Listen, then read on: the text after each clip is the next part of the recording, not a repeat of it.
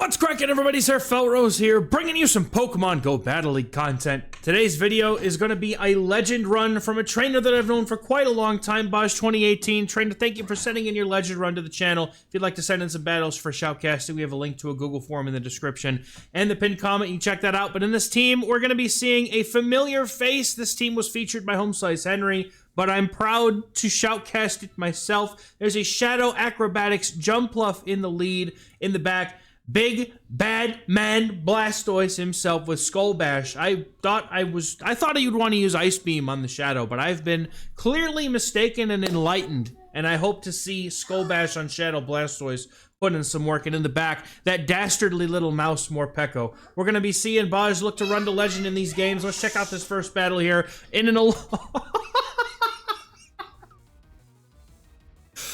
dude, this is exact. You know what? I've dropped 300 elo in the last several days.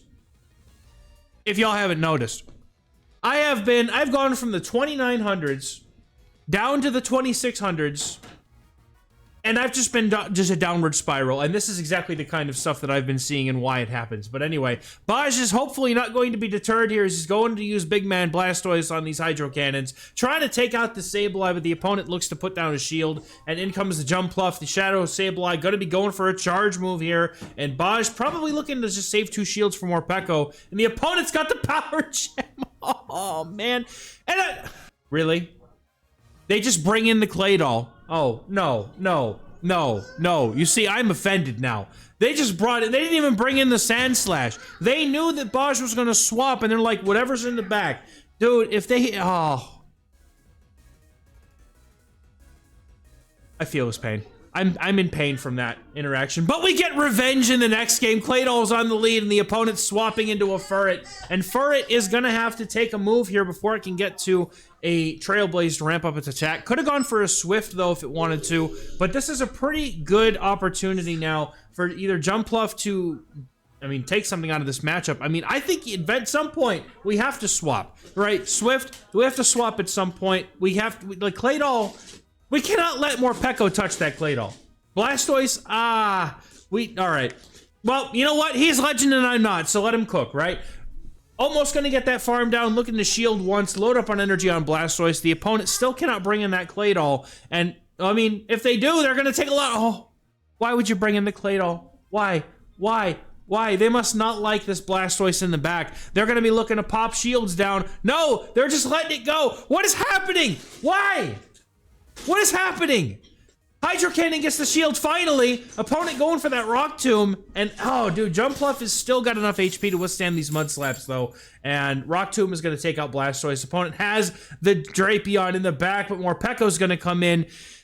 Morpeko can live a charge move here. However, it's going to need to also be able to get to the Aura Wheel and then the second move. Now, Boj is going for a risky bait here. If the opponent calls this, he goes for the Psychic Fangs, but now the opponent's going to be able to no-shield the Aura Wheel that comes next because it is not going to do neutral damage. It's resisted having that dark typing. Every time Morpeko uses a charge move, its typing, or its Aura Wheel typing changes, I should say. Aura Wheel, doesn't matter if it's resisted. Aura Wheel knocks it out, and in comes Claydol, but Jumpluff has got the move going for the acrobatics for a little bit of bad manners because, you know what? I may have disagreed with it, but he made it, and that's all that matters. Good game, dude.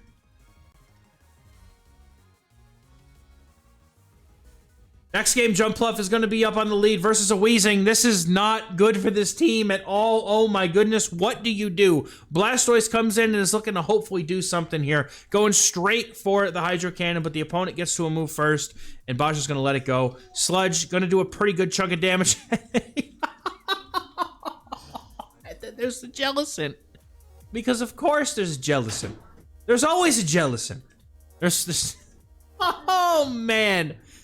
Oh, my heart feels true and utter pain watching these matchups. Opponent going for a charge move before Blastoise can get to a move here. And Blastoise is going to look to get a shield and hope to try anyway. Going for the Hydro Cannon. Opponent is now probably looking to just go for a farm down, maybe shield back themselves. This is a very awkward range for the... Okay, we're just going to go straight back into the Jumpluff here and look to try to realign things here.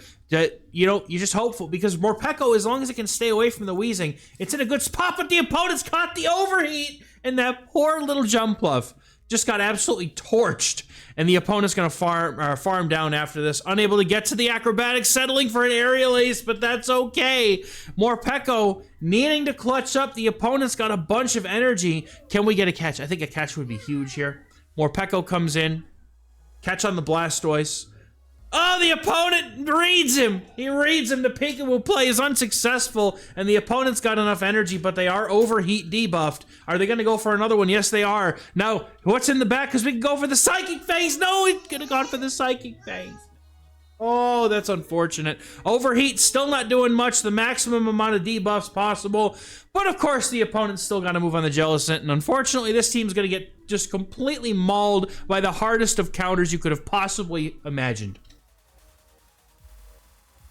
But we press onward. There is a legend at the end of this video. Don't forget. We're going to have Jumpluff on the lead versus Swampert. We're hitting the ground types where it hurts here, and the opponent looking to stay in, maybe pop off a Sludge here before swapping out, but looking like to CMP tie here. The opponent does not have enough for a Sludge Wave, so this will just be a Sludge, and that does a considerable amount of damage to the bulky Jumpluff here. Super effective, even though those Mud Shots are not doing enough. The opponent deciding to just go ahead and let the next move through, because they're saying you don't have Energy Ball. Nobody's got Energy Ball these days, unless you're facing XehrFelrose and you happen to have it against his Blastoise. I'm not projecting at all. No, I'm not. Blastoise going to come in here and look to try and catch a move, though. And now Sludge going to do a decent chunk of damage. The opponent's going to bring in their Shadow Sableye. And Shadow Sableye does have a very nice pacing advantage here, getting to foul play in straight 5. And now it's just going to come down to who's going to be able to get to this move. Does the Blastoise get? No, does not. Opponent, nice timing here, getting to that charge move right before Blastoise. And Blastoise is looking to get the second shield, but loses CMP. And unfortunately, I don't know that is this worth it? No, Boz says it's not worth it. I got one shield, and that's good enough for me. Jumpluff is going to come back in, has a ton of energy, can throw this acrobatics before the Sableye can get to a move. And hopefully, they don't have Power Gem. Not that it's going to matter at this range, but the acrobatics is going to obliterate them, and the opponent has... They have Corviknight in the back. But of course they do. Now, the nice thing here is that Morpeko still does very nice in this matchup. However, those sand attacks are definitely going to add up, and there's just nothing but resisted damage here from the Corviknight. Sky attack here, however, is going to do enough to bring it low. The opponent can go for the swap. Going for the Swampert, but no shielding.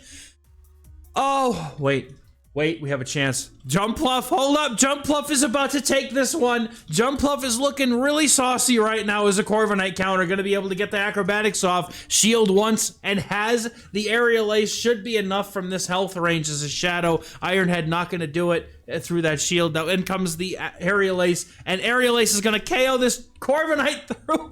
Oh my goodness. That's how you finish the game right there. We don't need more Peko. Getting into the next battle here, we're going to have Jumpluff on the lead versus another Claydol. I wish my Flyers could find these. I swear to God. I have only ever seen the Claydols when I'm leading my Tinkaton. Only. And then I switch to something else, maybe Jumpluff, maybe, doesn't matter what it is. If it's good against grounds, I never see them, dude. Never see them. Oh. Anyway, my whining aside, opponent is going to get that move off, but Jumpluff is looking to get this acrobatics in. That Rock Tomb did drop the attack, but unfortunately, that's not going to be enough here. As Baj is looking to go for another one, but the Rock Tomb is reached. The opponent throws right as they get to it here and looking to get rid of this Claydol. The opponent staying in with the Claydol here is incredibly good for Baj because that's going to basically allow the Morpeko to completely ignore this thing. And that's just, that by itself clears the way because if the opponent has a ground type in the lead, they're probably not going to have anything in the back. That beats Morpeko. And I see that they're running a Shadow Annihilate, which would shred the Morpeko. So thank goodness that we were able to get Blastoise on this thing. Now, oh, this is tough because you have to hope that you don't get one shot by whatever they have. Rage Fist is going to do a lot of damage here, but this Hydro Cannon might do more. Let's see how much Shadow on Shadow violence here in this match. Baj looking to unleash a Hydro Cannon. Hydro Cannon almost knocks out, and then the opponent and the Blastoise are going to simultaneously knock out, and Morpeko comes in to start doing its dirty work here. Aura Wheel is reached. Nice timing here, knowing... I looked like there was a one-turn lag. I couldn't tell if that was 7 or not. That was 7. I'm good. That was 7. Now, one attack. The attack buff should be enough. The opponent concedes, but You know, they probably could have KO'd. There were no shields. I don't know. I think they could have won that game. Anyway, that's okay. We take those. Quagsire. Wait, another ground type in the lead. Man, where were these when I was playing Jumpluff today? I played this exact same team, and you know what I saw? Alolan Sandslash and Tinkaton leads, and Swampert's in the back. It was brutal, man. Jellicents and Credilli's in the back. It all was a nightmare, dude. Jumpluff is going to safe swap in. Opponent not going to be able to get to their move before this Jumpluff because it had residual energy from throwing the move. And Jumpluff here goes for the Aerial Ace bait. The opponent just not respect it. They will shield up. Opponent looking to go for a charge move. It is the Acrobatics that's going to rock the Jumpluff off the planet. And in comes Morpeko. Morpeko's coming in, and it's taking super effective damage from these charge moves, but because the opponent has Acrobatics, all these charge moves are going to be resisted. The question is this another Acrobatics? No, it is just an Aerial Ace. The opponent trying to go for some damage before going for their, before getting taken out by this Morpeko. Morpeko's looking to make an absolute, just take him out, man. Just take him out. No, wait. We're saving the shield for Blastoise. I like this play a lot because no Morpeko has done its job. It has... Oh, you get the Sand Slash, and that with Ice... Powder Snow. With the Ice move. Brain just stopped mid-sentence, dude. Drorun will get the shield here, as it's probably the heaviest hitting thing left in the game at this point. And now we're going to see the Blastoise go for these Hydro Cannons. And honestly, unfortunately, because of the fact that this is a non-Shadow Alolan Sandslash, they will cleanly live that Hydro Cannon. However, the rollouts that come after are quite dangerous. Could go for this farm down, but Buzz is looking to go for the move because the opponent lives on 1 HP. Do they shield it? And if they do, does the no, they don't need to shield it. Nope, they're saving that shield. In comes the Quagsire. Opponent looks to make a swap and a catch onto their Jumpluff, but unfortunately, Baj reads them like the book that they have become, and now Big Man Blastoise doubles up on the Hydro Cannons and is going to knock out this Quagsire and take the next game here. Very well played.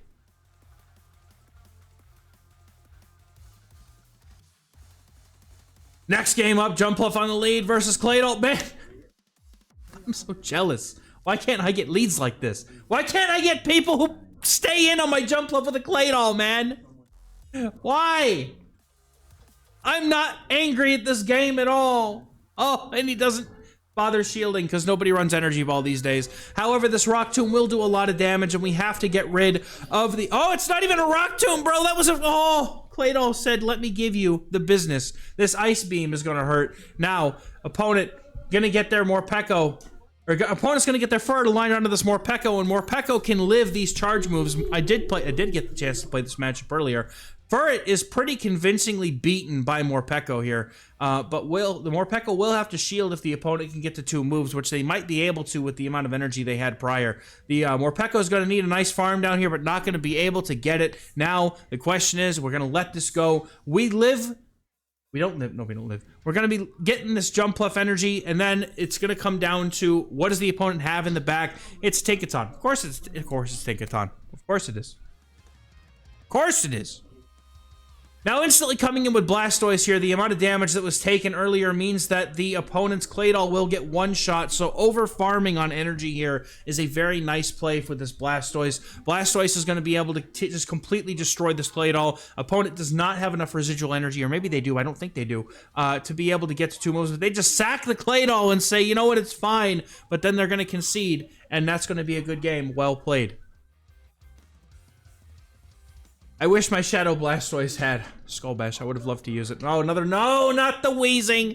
In comes the Blastoise, looking to hope and try and make something happen here. But this is just never a good situation because this whole team has a very difficult time dealing with a wheezing because if the opponent can just simply swap out just like that, and in comes their own Blastoise that is now looking to do a lot of work into this team. Opponent has that Shadow Blastoise. Baj is looking to go for that last minute Hydro Cannon, not able to get to the Skull Bash, hoping to do some damage before the opponent can do anything else to them. But Blastoise here, opponent likely has Shadow, Skull Bash. Do we respect an Ice Beam / Skull Bash? Yes, we do. It is the Skull Bash, but they're low enough now that the Acrobatics will be enough. But is it going to be, can we get there? Blastoise not at the move of trying to go for that next Skull Bash. Acrobatics knocks him out, and now what comes in afterwards? This is going to be big. We're going to see what the third is, unless the opponent wants to come back in with that Weezing, which they do. And Weezing comes right in. And I feel like this game's already over, man. Oh, jeez, that does so much. Not the Swampert, dude. Oh. You just can't. You can't overcome it. You just can't overcome it. Even shields? No way, man. No way. That's unfortunate. That's unfortunate. Good game, though. I already see. That's already. The writing is on the wall, as it were. I don't. Unless we somehow get to an acrobatics.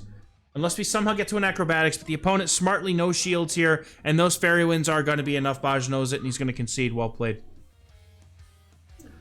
Only win condition that exists in that last game is if the opponent somehow shielded the Swampert.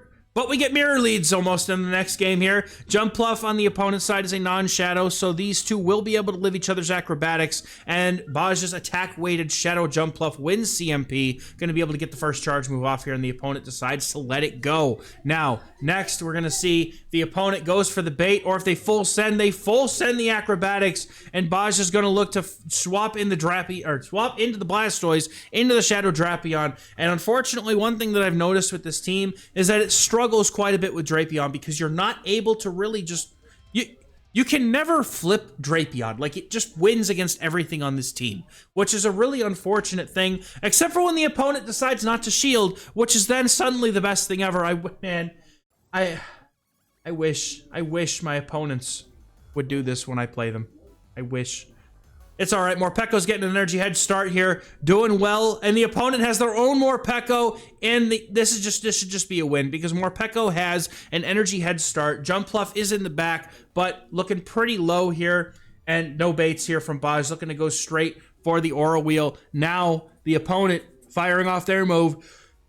And they're baiting, trying to get back in the game, which is, of course, it's like, that's the one bait you always expect them to make, but then the opponent tries to make a swap and a catch, and Psychic Fangs is going to be thrown. Morpeko doing what it does best, and being the spammiest, annoying little mouse I've ever seen. Psychic Fangs is going to get the shield. Can you go for the next Psychic Fangs? Immediately, the opponent shielding that up, trying to live, and now Morpeko in the back is going to be down a shield. Baj can just simply get to the charge move here with the Aura Wheel, and that's going to pretty much seal the game as the opponent not able to get the two moves. Unfortunate. Good game here. Well played. Nice energy management and patience on this Morpeko. Very well played. Next game, we've got Jumpluff on the lead versus Talonflame. Now it's coming back to me. This is my life right now. Now let's see if the opponent has anything. They have an Azumarill. This is actually something that Blastoise can flip, I believe, especially because it's going to get to the Skull Bash quite quickly. Much quicker than the opponent would be able to get to that play rough. And that by itself just kind of opens up a chance for Blastoise to make a difference here. But it's going to end up going for a shield here on this first play rough because Baj knows he gets to another Skull Bash before the opponent can get to a second move. And this is great because now you have double buff defense, and maybe this is the way to play this out. Going for the Skull Bash, opponent decides not to shield this one. Baj is also not going to shield. They are now within Hydro Cannon range and being able to get that Morpeko on. Oh, and there comes a Lapras. How cute. How weak can you beat a Morpeko, man? How weak could you beat a Morpeko? Oh my goodness, Morpeko is just... Oh no, we're going to come up with a Jumpluff. Okay, double resisting the Psy Waves on this Morpeko would have been nice, but the opponent may be able to get to an Ice Beam, which is going to be kind of scary. Do they have the Skull Bash or the Ice Beam? Of course they have Ice Beam because we have Jumpluff.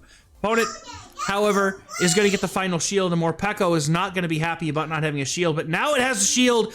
No shields, doesn't matter. Going for the Aura Wheel, the opponent not going to be able to get to a move. The opponent's Talonflame has only one Incinerate, and that means that they're going to have to make a catch to even have a chance to win this game, because that's going to basically get to the Aura Wheel before the opponent can get to the next charge move. And Baj calls it, looking to go for this next charge move, but he knows that the opponent might be at a move soon, so he's going to go for the Psychic Fangs, look to get that farm down afterwards. The opponent has the Talonflame ready. The move is ready, but he's got to go for the Psychic Fangs. The play here is to get to the acrobatics, or not the acrobatics. Now you just get to an aerial ace now, which is totally fine. The opponent has to use up all their energy to get rid of the Morpeko, and because they are within 2 incinerates of the next move, and aerial ace is only 4 fairy winds away, Jumpluff is going to be able to get this game, and this is going to seal the deal as Bosch is getting himself to legend rank. That is the final game. What a way to clutch it up against the hard counters. That's how you do it right there. Getting off a 4-1, hitting 3,000 elo on the dot. What a clean